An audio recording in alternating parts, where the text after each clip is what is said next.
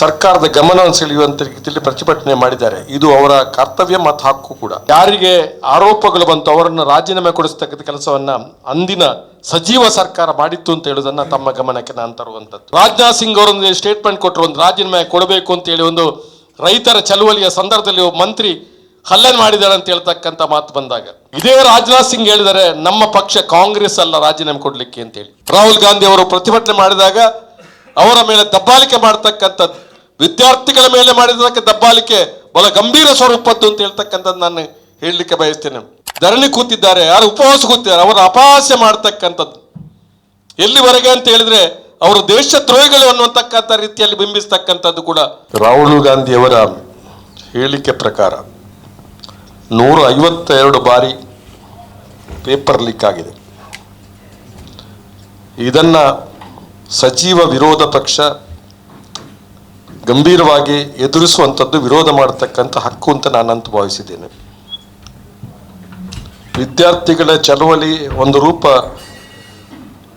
ಇದ್ರೆ 7 ಕೋಟಿಗಿಂತಲೂ ಮಿಕ್ಕಿ ವಿದ್ಯಾರ್ಥಿಗಳು ಒಂದು ಬೀದಿ ಇಳಿಯುವ ಪ್ರಸಂಗ ನಡೆದಿದೆ. ಇವತ್ತು ವಿದ್ಯಾರ್ಥಿ ಚಳವಳಿ ನಡೆಯುವಂಥ ಸಂದರ್ಭದಲ್ಲಿ ಲೋಕಸಭೆ ಅಧಿವೇಶನ ಪ್ರಾರಂಭ ಆದಾಗ ವಿರೋಧ ಪಕ್ಷವಾಗಿರ್ತಕ್ಕಂಥ ಕಾಂಗ್ರೆಸ್ ನೇತೃತ್ವದ ಎಲ್ಲ ಪಕ್ಷಗಳು ಅದನ್ನು ವಿರೋಧಿಸಬೇಕಾದ ಅಗತ್ಯ ಇದೆ. ವಿದ್ಯಾರ್ಥಿಗಳ ಏನು ಲೋಕಸಭೆಯಲ್ಲಿ ಅವರು ಪ್ರತಿಭಟನೆ ಮಾಡತಕ್ಕಂಥ ಕಾರ್ಯಕ್ರಮ ಮಾಡೋದ್ರ ಜೊತೆಯಲ್ಲಿ ಬಹುಶಃ ಅದಕ್ಕೆ ವಿಪಕ್ಷ ನಾಯಕರಾದಂಥ ರಾಹುಲ್ ಗಾಂಧಿ ಅವರು ಡೆಲ್ಲಿಯಲ್ಲಿ ಸರ್ಕಾರದ ಗಮನವನ್ನು ಸೆಳೆಯುವಂತ ರೀತಿಯಲ್ಲಿ ಪ್ರತಿಭಟನೆ ಮಾಡಿದ್ದಾರೆ. ಇದು ಅವರ ಕರ್ತವ್ಯ ಮತ್ತು ಹಕ್ಕು ಕೂಡ. ಒಬ್ಬ ವಿರೋಧ ಪಕ್ಷ ನಾಯಕರಾಗಿ ಅದು ಖಂಡಿತವಾಗಿ ಮಾಡಬೇಕಾದ ಜವಾಬ್ದಾರಿ ಅಂತ ನಾನು ಈ ಸಂದರ್ಭ ಹೇಳಲಿಕ್ಕೆ ಬಯಸ್ತೇನೆ. ಆದರೆ ವಿಪಕ್ಷದ ಮೇಲೆ ಏನು ಆಡಳಿತ ಪಕ್ಷ, ಬಹುಶಃ ನಾವು ಸಹ ಆಡಳಿತ ಪಕ್ಷ ಇದ್ದಂಥವರು ಕೂಡ, ಇವರು ನಡೆಸಿಕೊಂಡ ರೀತಿಗಳು ಬಹುಶಃ ರಾಹುಲ್ ಗಾಂಧಿ ಅವರನ್ನ, ಪ್ರಿಯಾಂಕ್ ಗಾಂಧಿ ಅವರನ್ನ ಬಂಧಿಸತಕ್ಕಂಥದ್ದು ಖಂಡನೀಯವಾದ ಕೆಲಸ. ಮತ್ತು ರಾಹುಲ್ ಗಾಂಧಿ ಅವರ ಮೇಲೆ ಹಲ್ಲೆ ಆಗಿರ್ತಕ್ಕಂಥದ್ದು ಕೂಡ ನಾವು ಖಂಡಿಸ್ತೇವೆ. ಇವತ್ತು ವಿದ್ಯಾರ್ಥಿಗಳ ಬೇಡಿಕೆ ಬಹುಶಃ ವಿಪಕ್ಷದ ಬೇಡಿಕೆ ಕೂಡ, ಈ ದೇಶದ ಶಿಕ್ಷಣ ಸಚಿವರು ರಾಜೀನಾಮೆ ಕೊಡಬೇಕು ಅಂತೇಳಿ ನೀವು ಗಮನಿಸುತ್ತೀರಿ ಅಂತ ನಾನು ತಿಳ್ಕೊಂಡಿದ್ದೇನೆ. ಪತ್ರಿಕಾ ಮಾಧ್ಯಮ ಸ್ನೇಹಿತರು, ಅನೇಕ ಸಮಸ್ಯೆಗಳು ಬಹುಶಃ ಅದು ಅಣ್ಣಾ ಹಜಾರೆಯ ಚಳವಳಿಯ ರೂಪದಲ್ಲಿ ಬಂದಿರತಕ್ಕಂಥದ್ದು ಇರಬಹುದು.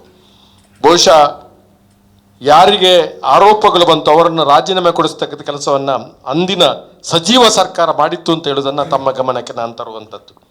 ಅದಕ್ಕೆ ಜವಾಬ್ದಾರಿ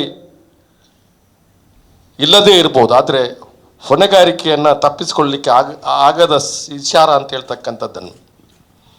ಬೋಫೋರ್ಸ್ ಹಗರಣದ ಬಗ್ಗೆ ಚರ್ಚೆ ನಡೀತಕ್ಕಂಥ ಸಂದರ್ಭದಲ್ಲಿ ಜಾಯಿಂಟ್ ಪಾರ್ಲಿಮೆಂಟರಿ ಕಮಿಟಿ ಮಾಡಬೇಕು ಅಂತೇಳಿ ವಿರೋಧ ಪಕ್ಷದ ಬೇಡಿಕೆ ಇದ್ದಾಗ ಧೈರ್ಯವಾಗಿ ಮನಮೋಹನ್ ಸಿಂಗ್ ಸರ್ಕಾರ ಬಹುಶಃ ಜಾಯಿಂಟ್ ಪಾರ್ಲಿಮೆಂಟರಿ ಕಮಿಟಿಯನ್ನು ಮಾಡಿ ತನಿಖೆ ಆಗಲಿ, ತನಿಖೆ ಯಾವ ರೀತಿ ಆಗುತ್ತೆ, ತನಿಖೆ ಆದ ನಂತರ ಯಾವುದೇ ಪ್ರಕರಣ ಇವತ್ತು ಸತ್ಯ ಆಗಿಲ್ಲ ಅನ್ನುವಂಥದ್ದು ಕೂಡ ತಮ್ಮ ಗಮನಕ್ಕೆ ತರ್ತಕ್ಕಂಥದ್ದು. ಆದರೆ ತನಿಖೆ ಅಂತೂ ಆಗಿದೆ. ಆದರೆ ಅದೇ ಅನೇಕ ಸಮಸ್ಯೆಗಳು ಬಂದಾಗ ಬಹುಶಃ ಅದೇ ಮತ್ತೆ ಏನಾದರೂ ಸಮಸ್ಯೆ ಬಂದರೆ ಅದಕ್ಕೆ ಜಾಯಿಂಟ್ ಪಾರ್ಲಿಮೆಂಟರಿ ಕಮಿಟಿ ಮಾಡಬೇಕು ಅಂತೇಳಿ ಬೇಡಿಕೆ ಬಂದಾಗ, ಯುದ್ಧ ವಿಮಾನಗಳ ಬಗ್ಗೆ ಬಂದಾಗ ಬಹುಶಃ ಇದೇ ಸರ್ಕಾರ ಆ ಜಾಯಿಂಟ್ ಪಾರ್ಲಿಮೆಂಟರಿ ಕಮಿಟಿಯನ್ನು ಒಪ್ಪಲಿಲ್ಲ ಅನ್ನುವಂಥದ್ದು ಭಾಳ ನಾವು ಗಂಭೀರವಾಗಿ ಪರಿಗಣಿಸಬೇಕು. ಅಂದರೆ ಪ್ರಜಾಪ್ರಭುತ್ವ ವ್ಯವಸ್ಥೆ ಮೇಲೆ ನಂಬಿಕೆ ಇಲ್ಲದ ಜನ ಅಂತ ಹೇಳ್ತಕ್ಕಂಥದ್ದನ್ನು ನಾನು ಹೇಳಲಿಕ್ಕೆ ಬಯಸ್ತೇನೆ.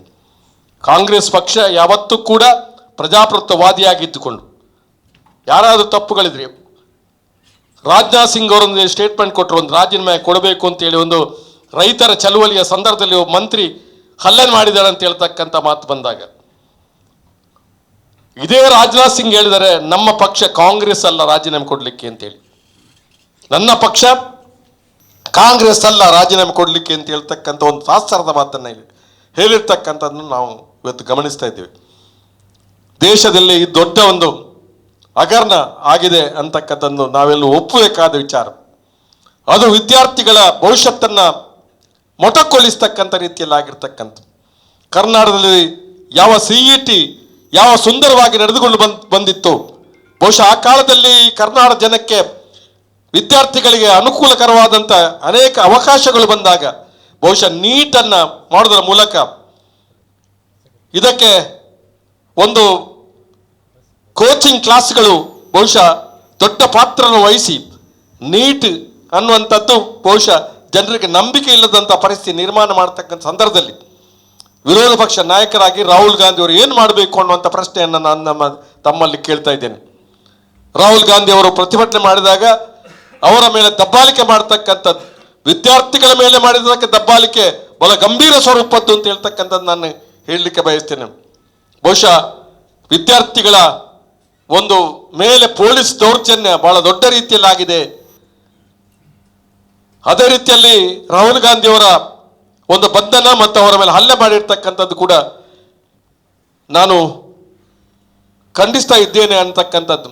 ಬಹುಶಃ ವಿಪಕ್ಷಗಳು ಪ್ರತಿಭಟನೆಗಳಿಗೆ ಸಹಾನುಭೂತಿಯನ್ನು ವ್ಯಕ್ತಪಡಿಸಿದಾಗ ಬಹುಶಃ ಯಾರು ಧರಣಿ ಕೂತಿದ್ದಾರೆ, ಯಾರು ಉಪವಾಸ ಕೂತಿದ್ದಾರೆ ಅವರ ಅಪಹಾಸ್ಯ ಮಾಡ್ತಕ್ಕಂಥದ್ದು. ಎಲ್ಲಿವರೆಗೆ ಅಂತ ಹೇಳಿದ್ರೆ ಅವರು ದೇಶದ್ರೋಹಿಗಳು ಅನ್ನುವಂತಕ್ಕಂಥ ರೀತಿಯಲ್ಲಿ ಬಿಂಬಿಸ್ತಕ್ಕಂಥದ್ದು ಕೂಡ ಬಹುಶಃ ಇದು ಒಂದು ಆಡಳಿತ ಪಕ್ಷಕ್ಕೆ ಶೋಭೆ ತರ್ತಕ್ಕಂಥ ವಿಚಾರ. ಅಲ್ಲಿ ಅವರ ಸಾಮಾನ್ಯ ಕಾರ್ಯಕರ್ತರು ಮುಖಂಡರು ಏನು ಆರೋಪಗಳನ್ನು ಮಾಡ್ತಾರೆ, ಆದರೆ ಅವರು ಅರ್ಥ ಮಾಡಬೇಕು, ವಿದ್ಯಾರ್ಥಿಗಳಲ್ಲಿ ಅದೆಷ್ಟೋ ಮಕ್ಕಳು ನೀಟ್ ಪರೀಕ್ಷೆಯಲ್ಲೇ ಸೋರಿಕೆ ಆಗಿ ಆತ್ಮಹತ್ಯೆ ಮಾಡಿರ್ತಕ್ಕಂಥದ್ದು ಅವರ ಕುಟುಂಬದ ಮಕ್ಕಳಾದರೆ ಅವರು ಏನು ಮಾಡ್ತಿದ್ರು ಅನ್ನುವಂಥ ಪ್ರಶ್ನೆಯನ್ನು ನಾವು ಕೇಳಬೇಕಾಗಿದೆ. ಒಂದೇ ಒಂದು ವಿಚಾರವನ್ನು ನಾನು ಈ ಸಂದರ್ಭದಲ್ಲಿ ಹೇಳಲಿಕ್ಕೆ ಬಯಸ್ತೇನೆ. ವಿದ್ಯಾರ್ಥಿಗಳ ಮೇಲೆ ಮಾಡಿರ್ತಕ್ಕ ಹಲ್ಲೆ ಇರ್ಬೋದು, ಅದಕ್ಕೆ ಇವತ್ತು ರಾಹುಲ್ ಗಾಂಧಿ ಅವರು ವಿಪಕ್ಷ ನಾಯಕರಾಗಿ ಇವತ್ತು ಏನು ನಡವಳಿಕೆಯನ್ನು ಮಾಡಿದ್ದಾರೆ ಅದರ ಬಗ್ಗೆ ಅವರನ್ನು ಬಂಧನ ಮಾಡಿರ್ತಕ್ಕಂಥದ್ದು, ಅವರ ಮೇಲೆ ಹಲ್ಲೆ ಮಾಡಿರ್ತಕ್ಕಂಥದ್ದು ಖಂಡನೆ ಮಾಡಬೇಕಾದದ್ದು ಅಗತ್ಯ ಇದೆ ಅಂತ. ನಮ್ಮ ಕಾರ್ಯಕ್ರಮಗಳನ್ನ ನೀವು ನೋಡ್ತಾ ಇದ್ರೆ ನಮ್ಮ ಚಾನೆಲ್ ಅನ್ನ ಸಬ್ಸ್ಕ್ರೈಬ್ ಮಾಡಿ, ಪಕ್ಕದ ಬೆಲ್ ಐಕಾನ್ ಒತ್ತಿ ನಮ್ಮನ್ನ ಬೆಂಬಲಿಸಿ. ಹಾಗೆ ನಮ್ಮ ಕಾರ್ಯಕ್ರಮಗಳನ್ನ ಲೈಕ್ ಮಾಡಿ, ಕಮೆಂಟ್ ಮಾಡಿ, ಅದನ್ನ ಬೇರೆಯವರಿಗೂ ವಾಟ್ಸ್ಆಪ್ ಮೂಲಕ ಶೇರ್ ಮಾಡಿ. ನೀವು ಹೀಗೆ ಮಾಡಿದಾಗ ನಮ್ಮ ಚಾನೆಲ್ ಇನ್ನಷ್ಟು ಮತ್ತಷ್ಟು ಜನರಿಗೆ ತಲುಪಲು ನೀವು ನಮ್ಮೊಂದಿಗೆ ಸಹಕರಿಸಿದ ಹಾಗಾಗುತ್ತೆ. ಇದು ನೀವು ಯಾವುದೇ ಖರ್ಚಿಲ್ಲದೆ ಕೆಲವೇ